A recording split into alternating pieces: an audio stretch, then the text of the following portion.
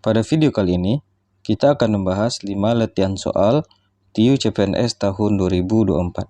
Pada bagian ke-6 ini, terdiri dari beberapa soal tentang aljabar, ada juga aritmetika sosial, dan geometri. Silakan tonton part-part sebelumnya sebagai bahan latihan harian. Semoga yang rajin berlatih lulus CPNS tahun 2024. Amin. Kita masuk soal yang pertama.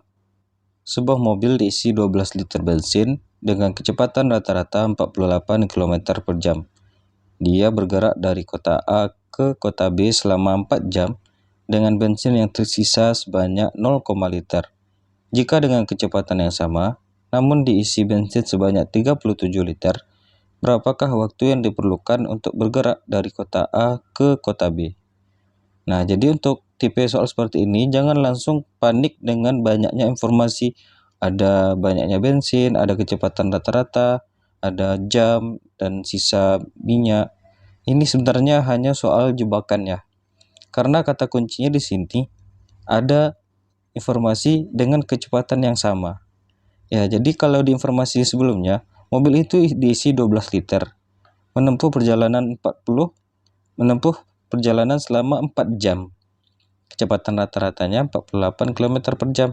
Tersisa sebanyak 0,5 liter bensin ya. Tetapi sekarang diisi sebanyak 37 liter. Ya, kalau 12 liter aja sudah sampai menempuh perjalanan akhir, apalagi 37 liter ya. Tetapi ditempuh dengan kecepatan yang sama. Nah, dengan menempuh kecepatan yang sama ini, tentu waktu yang dibutuhkan juga sama, yaitu 4 jam. Nah, jadi secara tidak langsung soal ini hanya menggertak dengan banyaknya informasi, membuat fokus kita itu terpecah. Padahal ini bisa dikerjakan dalam waktu 1 detik saja kalau kita bisa langsung tahu keyword atau kata kunci dari soal ini adalah dengan kecepatan yang sama. Jadi jawaban untuk soal ini adalah di option yang D, yaitu 4 jam. Kita masuk soal yang kedua. Sebuah kubus diletakkan di dalam sebuah bola sedemikian sehingga setiap titik sudut kubus menyentuh permukaan dalam bola. Jika panjang rusuk kubus X, berapakah luas permukaan bola yang melingkupinya? Nah, terlebih dahulu mari kita gambarkan ilustrasi terdapat kubus dalam bola.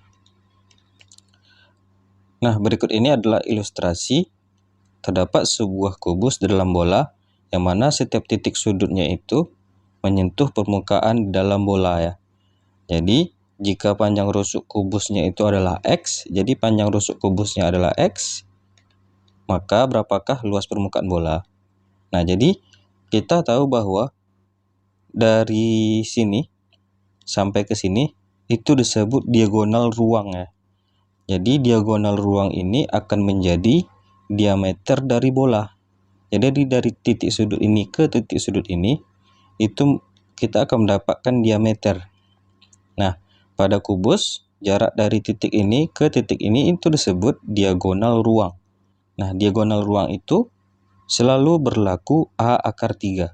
Yang mana A itu adalah sisinya. Sisi atau panjang rusuk dari kubus. Nah, jadi misalnya saja gini, kalau kubus ini memiliki panjang rusuk atau panjang sisinya itu misalnya 5, maka panjang dari sini sampai ke sini itu adalah 5 akar 3. Ya. Jadi kalau misal panjang rusuknya atau panjang sisi dari kubus itu misalnya 7, maka jarak dari sini ke sini adalah 7 akar 3. Maka kalau panjang rusuk kubusnya itu adalah X, maka berlaku X akar 3 ya. Jadi panjang dari sini ke sini adalah X akar 3. Artinya itu adalah diameter dari lingkaran atau diameter dari bola tersebut. Nah, jadi coba kita bersihkan dulu. Jadi kita sudah dapatkan diameter dari bola itu adalah X akar 3. Untuk mencari luas permukaan bola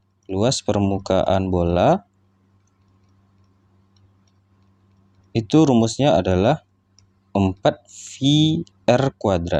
Nah, jadi di sini yang sudah kita ketahui adalah diameternya. Diameter adalah X akar 3. Sehingga untuk jari-jari itu adalah setengah dari diameter.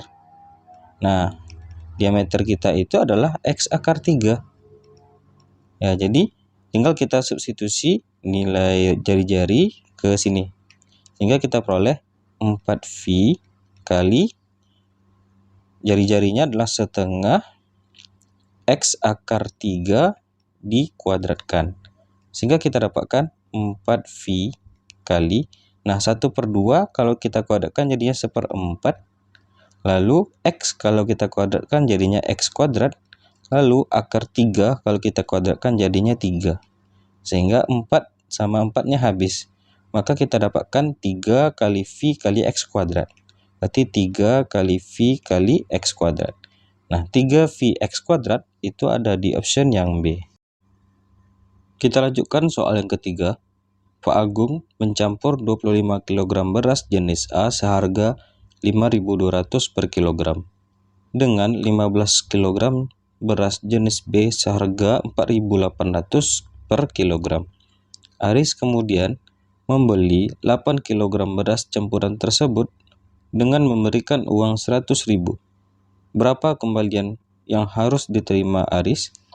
Nah, jadi kita lihat dulu berapa harga beras campuran ini. Yang mana beras jenis A itu sebanyak 25 kg seharga 5.200 per kilogram dicampurkan dengan beras jenis B sebanyak 15 kg seharga 4.800. Nah, jadi kalau kita hitung total harga untuk beras campuran A dan B ini, berarti 25 kg dari beras jenis A dikalikan seharga 5.200 per kilo, 5.200 per kilogram, maka hasilnya adalah 130.000 ya.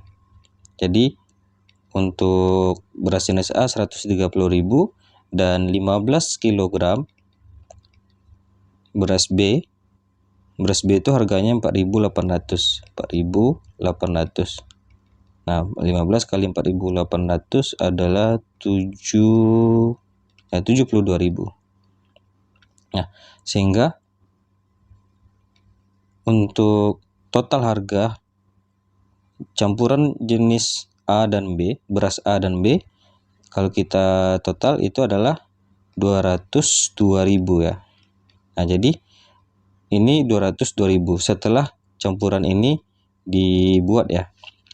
Lalu sehingga ini untuk 40 kg beras.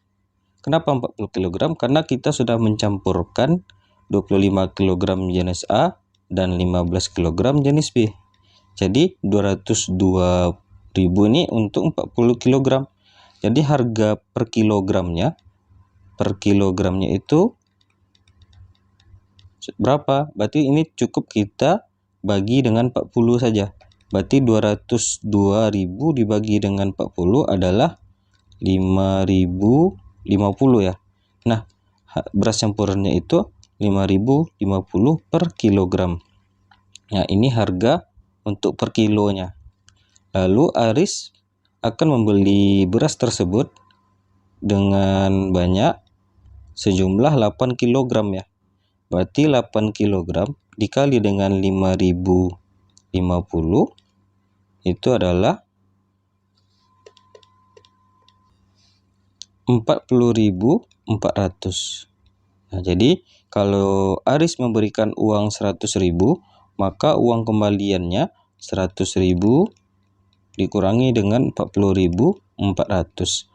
100.000 dikurang 40.400 adalah 59.600. 59.600 ada di option yang D. Kita lanjutkan untuk soal yang keempat. Jika min 5 kecil sama dengan P kecil sama dengan 8 dan min 1 kecil P kecil Q dan kecil dari 5, maka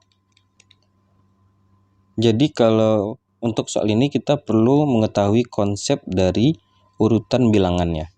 Nah, jadi kalau kasusnya min 5 kecil sama dengan P kecil sama dengan 8, kalau kita kuadratkan semuanya, jadi min 5 kecil sama dengan P kecil sama dengan 8, kalau kita kuadratkan semuanya, maka kita akan mendapatkan min 5 kalau kita kuadratkan 25 kecil sama dengan P kecil sama dengan, ini P kuadrat ya, kan kita kuadratkan semuanya, kecil sama dengan P kuadrat kecil sama dengan 64 ya. Secara urutan 25 itu masih lebih kecil daripada 64, tidak masalah. Yang masalahnya seperti ini, misalnya min 5 kecil dari 1 ya. Ini benar, min 5 kecil dari 1. Tetapi kalau kita kuadratkan, apakah masih berlaku? Ini kita kuadratkan, lalu ini kita kuadratkan, berarti 25 lebih kecil daripada 1. Nah, urutan seperti ini salah, karena harusnya 25 itu haruslah lebih besar daripada 1 ya. Sehingga konsep urutan yang untuk bentuknya seperti ini, maka abaikan saja. Kita fokus ke pertanyaan. Lalu pada bagian Q, kita mempunyai min 1 kecil Q kecil 5 ya. Min 1 kecil Q kecil 5. Nah, kalau kita kuadratkan kedua ruas, maka tidak akan merubah urutannya ya. Tidak akan merubah urutan. Ini kalau kita kuadratkan min 1, kalau kita kuadratkan jadinya 1 kecil dari Q kuadrat kecil dari 25. Nah, yang ditanya di option di sini adalah bentuknya P kuadrat tambah Q kuadrat. Nah, tinggal kita jumlahkan saja P kuadrat dan Q kuadrat. Yang mana batas untuk P kuadratnya itu adalah dari 25 sampai 64. Sementara untuk Q kuadratnya itu dari 1 sampai 25. Sehingga bisa kita jumlahkan saja 1 kecil dari Q kuadrat kecil dari 25. Nah, tinggal kita jumlahkan saja. Berarti 25 tambah 1 itu adalah 26. Nah, di sini tanda kecil sama dengan digabung dengan kecil saja, maka berlaku tandanya itu kecil sama dengan. Ibarat di teori bilangan, yang awalnya bulat kosong ditimpa oleh bulat penuh. Ya, sehingga akhirnya memenuhi. Yang awalnya tidak pakai sama dengan, kalau digabung dengan tanda pakai sama dengan, maka hasil gabungannya adalah yang pakai sama dengan. Lalu di sini kita dapatkan P kuadrat ditambah Q kuadrat. Lalu di sini berlaku juga tanda kecil sama dengan digabung dengan yang tidak pakai sama dengan, maka hasilnya haruslah yang digabung ya. 64 ditambah dengan 25 berarti 89. Nah, jadi nilai P kuadrat tambah Q kuadrat berkisar antara 26 sampai 89. Untuk membacanya ini ya boleh P kuadrat tambah Q kuadrat lebih besar dari 26, lebih kecil dari 89. Atau bahasa sederhananya, P kuadrat tambah Q kuadrat itu nilainya berkisar dari 26 sampai 89. 26 sampai 89 ini ada di option yang D. Kita masuk soal yang terakhir, soal yang kelima. Jika P bintang Q sama dengan P kuadrat kurang Q, maka 2 bintang dalam kurung 3 bintang dalam kurung 4 bintang 5 adalah. Nah, jadi terlebih dahulu kita harus memahami bahwa P operasi Q, jadi bisa dikatakan operasi ya. P operasi Q itu adalah P kuadrat kurang Q. Nah, untuk soal ini terlebih dahulu kita harus mencari yang di dalam kurung ini terlebih dahulu. 4 bintang 5. 4 bintang 5 itu artinya kita ikuti definisi yang diberikan. P bintang Q itu sama dengan P kuadrat kurang Q. Nah, bintang kita, P kita di sini kalau kasusnya 4 dan 5, P-nya itu adalah 4, Q-nya itu adalah 5. Berarti 4 kuadrat, berarti itu sama saja 4 kuadrat dikurang Q itu adalah 5. Sehingga nilai dari P 4 kuadrat itu adalah 16. 16 kita kurangi dengan 5. 16 kurang 5 itu adalah 11. Nah, lalu ini langsung saja kita ganti nilainya menjadi 11. Nah, jadi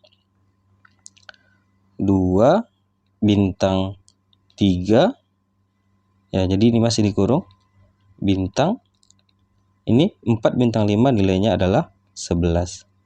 Lalu kita proses pula yang 3 bintang 11. 3 bintang 11.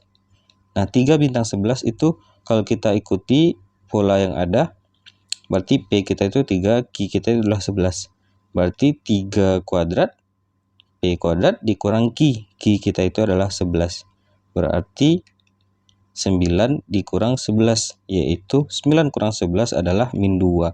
Sehingga untuk 3 bintang 11 itu bisa kita ganti menjadi min 2. Sehingga kita peroleh 2 bintang min 2. Nah, berarti kita kembali ke langkah ini. P kuadrat Q itu artinya P kuadrat kurang Q. Berarti di sini P kita adalah 2, berarti 2 kuadrat dikurangi dengan Q. Q kita itu adalah min 2. Nah, jadi kita dapatkan 2 kuadrat itu adalah 4, min 2 itu positif 2. Berarti 4 tambah 2 itu sama dengan 6. 6 ada di option yang C.